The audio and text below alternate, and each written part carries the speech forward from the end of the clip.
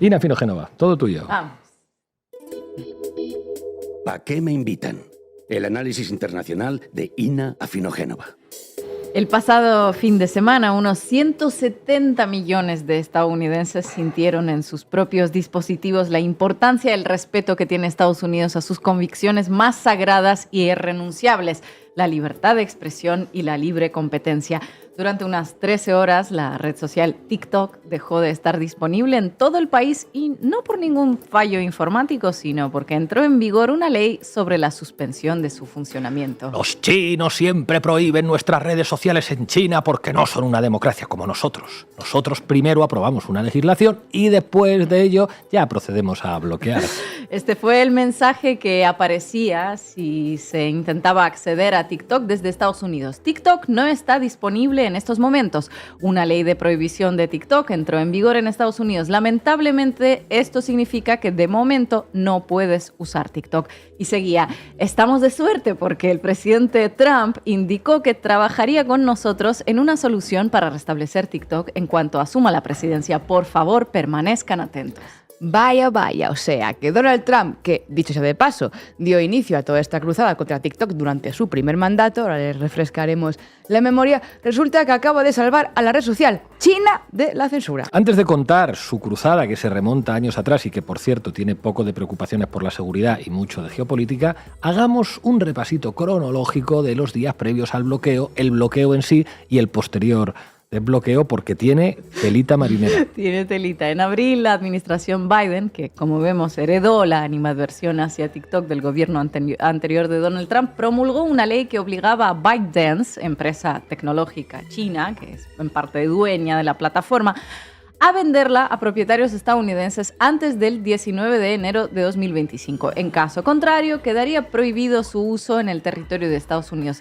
La ley se denominaba, ojito, Ley de Protección de Americanos contra las aplicaciones controladas por adversarios extranjeros y fue firmada por Joe Biden y ratificada por el Tribunal Supremo. La empresa ByteDance intentó bloquear su entrada en vigor mediante una demanda interpuesta, apelando al derecho constitucional a la libertad de expresión.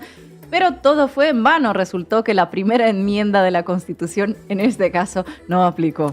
La primera enmienda no aplicó, la plataforma se negó a vender su participación en TikTok, así que solo quedaba acatar la orden. Y de repente, por arte de magia, por obra de Dios, apareció un chaleco salvavidas para ByteDance y para los millones de usuarios estadounidenses de la app. Bueno, para ser precisos, no fue obra de Dios, fue obra de Donald Trump. Fue obra de Donald Trump. Mientras Apple y Google borraban la app en sus plataformas para no exponerse a multas millonarios y TikTok avisaba que se retiraría del país en caso de no recibir garantías de la administración Biden, Donald Trump se sacaba de la manga un chaleco salvavidas, prometió posponer el veto a TikTok durante 75 días en cuanto asumiera la presidencia. A ver, si nos aclaramos. Aprueban una ley que se pasa por el arco del triunfo a la primera enmienda de la Constitución de los Estados Unidos, pero cuya letra pequeña permite a un funcionario público aplazar durante meses su entrada en vigor, como lo de en diferido. ¿Esto es así? Eso es una legislación que queda perfectamente ilustrada con esta imagen. La libertad de expresión contra la voluntad individual de un político, ¿no? Así.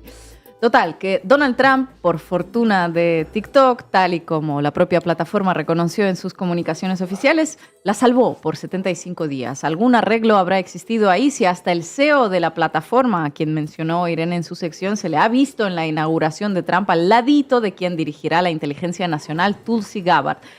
Ahora, las horas en las que estuvo bloqueada la plataforma dieron para muchísimo. En primer lugar, para que se dispararan las descargas de los servicios de VPN en Estados Unidos. Esos programitas que permiten ocultar tu ubicación real y hacen que navegues desde Estados Unidos con IP de cualquier otro país. Los mismos que se usan en China para acceder a servicios que están baneados allí. Exactamente los mismos. ¿Quién podría haberlo imaginado? Sí, los mismos que se usan en mi país también, sin ir más lejos. Esas horas de bloqueo sirvieron no solo para que los usuarios estadounidenses conocieran el mundo de los servicios de VPN, sino también para que descubrieran otras plataformas análogas a TikTok. Esas sí, 100% chinas.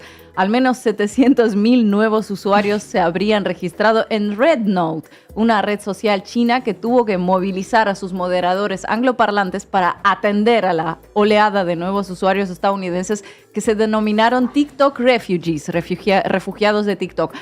Aquí un moderador con aires de Trump dando tips sobre cómo mover toda la información de una red a otra de manera fácil y rápida. Véanlo.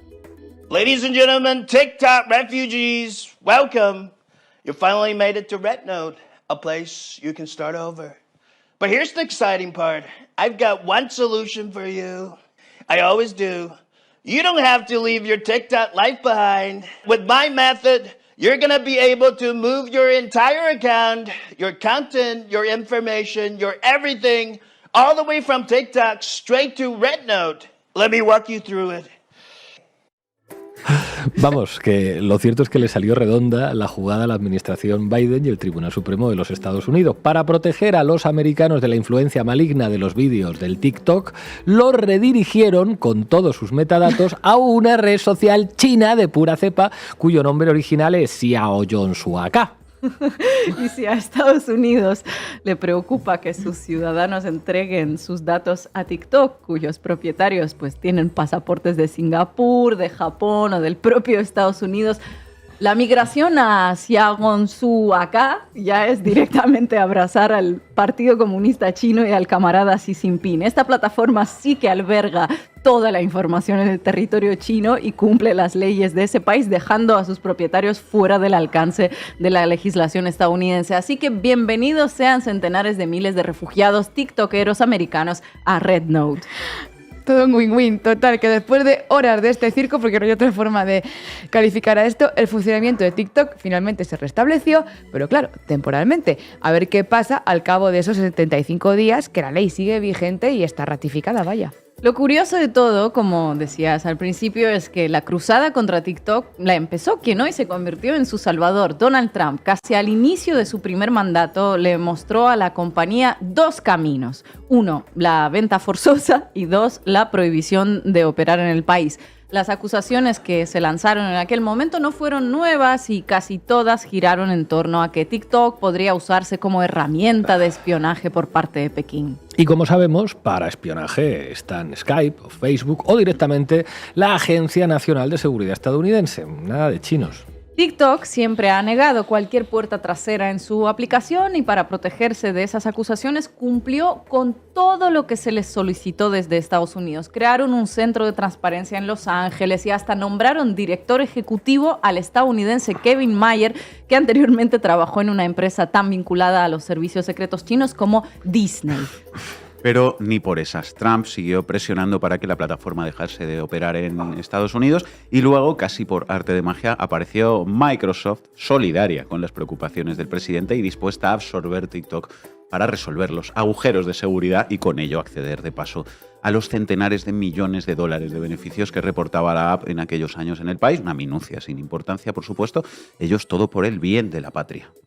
¡Qué bien! Primero permiten que una app espía se popularice en el país y justo cuando empieza a superar en éxito a la competencia local, empiezan a investigarla. No vaya a ser que haya que reportar, que esta compañía esté reportando ante el camarada Xi Jinping directamente, en fin.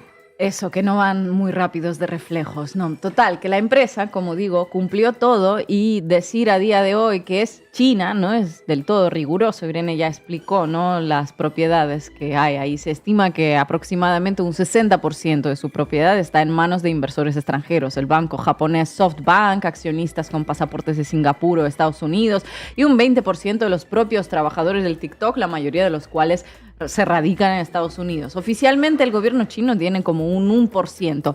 Luego de salvar la plataforma del bloqueo hasta el próximo aviso, Trump dijo que TikTok se volverá al menos en un 50% estadounidense. Pues muy bien, que la empresa que tiene un 60% de propiedad en Estados Unidos se convierta en estadounidense en al menos un 50%.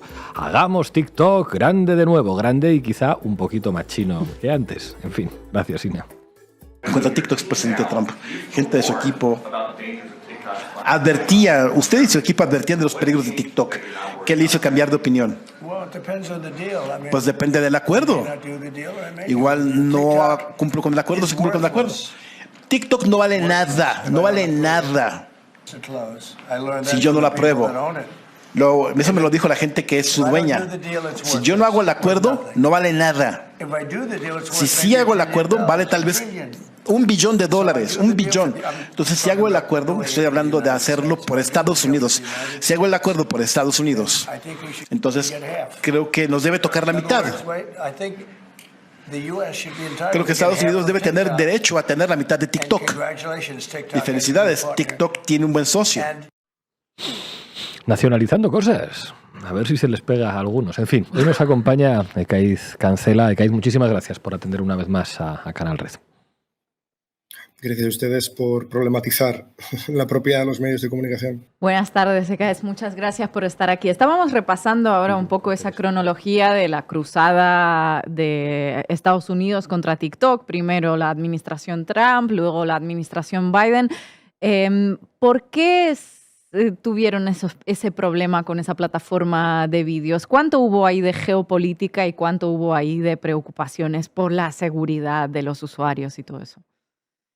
Esto es muy interesante porque un imperio en declive como Estados Unidos, que no puede hacer frente a sus enemigos mediante la competencia en el mercado, como le ha ocurrido con China, necesita recurrir a los pánicos morales.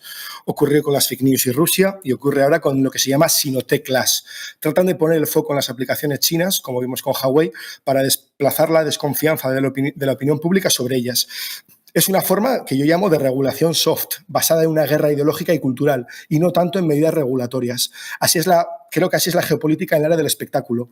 Además, no hay que olvidar que los orígenes de TikTok pueden servir para simplificar en exceso la conexión territorial que tiene la plataforma con China, porque ByteDance se fundó en China, pero está constituida en las Islas Caimán y opera como multinacional con filiales en Australia, Estados Unidos, Reino Unido y Singapur. Además, la forma en que TikTok trata los datos de los usuarios no difiere mucho de lo que hacen sus homólogos estadounidenses. Hay pocos indicios o ninguno de que la plataforma suponga una amenaza para la seguridad nacional. De hecho, la empresa publica informes de transparencia similares a los de Google y Facebook. Interesante. La última evaluación de la CIA concluyó que no había pruebas de que el gobierno chino hubiera interceptado datos de TikTok.